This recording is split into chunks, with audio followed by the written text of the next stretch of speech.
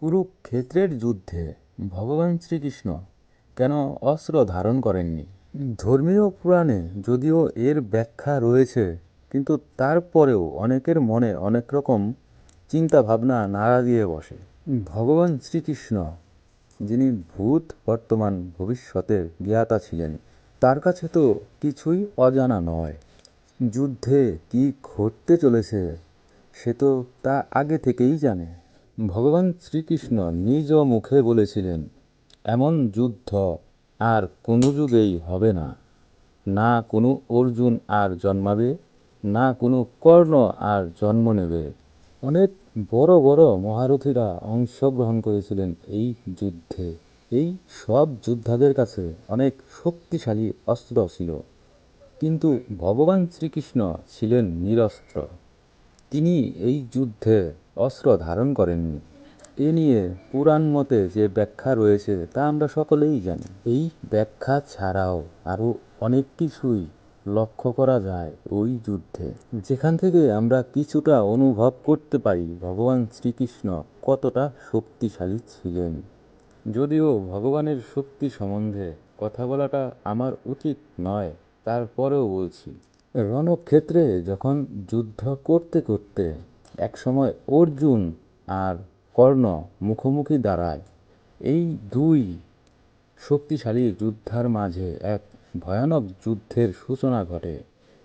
একদিকে কর্ণের কাছে ছিল বিজয় ধনুক, আরেকদিকে অর্জুনের কাছে ছিল গান্ডীব। কতটাই না ভয়ানক ছিল এই দুই মহারথীর যুদ্ধ। অর্জুন চারিদিক থেকে বলতে গেলে একরকম সুরক্ষিতই ছিল। ধ্বজারূপে স্বয়ং মহাবলী হনুমান তার রক্ষা করছিলেন, যার রথের সারথি ছিলেন ভগবান শ্রীকৃষ্ণ, তিনলোকের স্বামী, পরমেশ্বর, পরমাত্মা। আমি তাকে ভক্তি করি। স্বয়ং ভগবান যার সারথি, তার ক্ষতি কে করে? কিন্তু তার পরেও অর্জুনের উপর কর্ণ একটু বেশিই মনে হচ্ছিল। গান্ডীব থেকে যখন একটি করে বাণ কর্ণের দিকে ছোড়া হচ্ছিল, কর্ণের রথ 10 হাত পিছিয়ে যাচ্ছিল। বিজয় ধনুক দিয়ে যখন কর্ণ অর্জুনের দিকে বাণ নিক্ষেপ করছিল, তখন অর্জুনের রথ 2 হাত পিছিয়ে যাচ্ছিল। যে রথে মহাবলী হনুমান আর ভগবান শ্রীকৃষ্ণ বিরাজমান, সেই রথকেও 2 হাত পিছিয়ে দিচ্ছিল কর্ণ। অর্জুনকে উদ্দেশ্য করে চালানো তীর কিছু এসে ভগবান শ্রীকৃষ্ণের গায়েও লাগছিল। এটা যখন মহাবলী হনুমান দেখতে পায়, তখন হনুমান কিছুটা রাগ নিয়ে শুধু কর্ণের দিকে এক নজর তাকায়। শুধুমাত্র অতটুকু তাকানোর ফলেই কর্ণের হাত থেকে ধনুক খসে পড়ে আর সে মাটিতে পড়ে যায়।